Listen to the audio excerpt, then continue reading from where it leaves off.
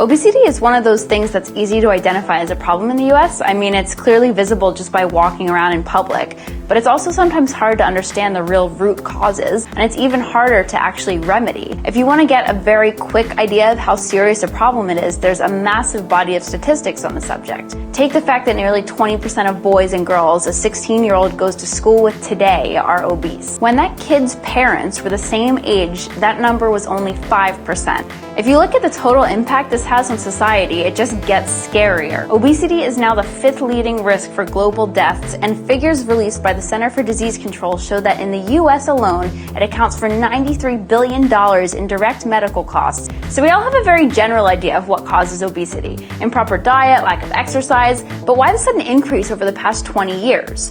Well, one of the reasons this problem is so difficult to solve is because it's the culmination of so many different societal and environmental trends. Increased reliance on transportation, a shift towards less physically demanding work, and the massive over-subsidization of energy-dense foods like corn, soy, and wheat, just to name a few.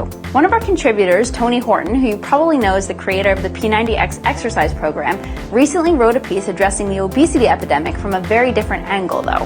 He looks at the very powerful influence that friends and family have on health habits like diet and exercise, and how we can change that. Because at the end of the day, the majority of people suffering from obesity have the power to change it. And for the people who can, it really comes down to a matter of personal responsibility. While this is a problem that should certainly be addressed from a government policy standpoint, there's really nothing that's going to supersede making these changes yourself. Click the link in the description to see Tony's perspective, and we'll see you guys next time.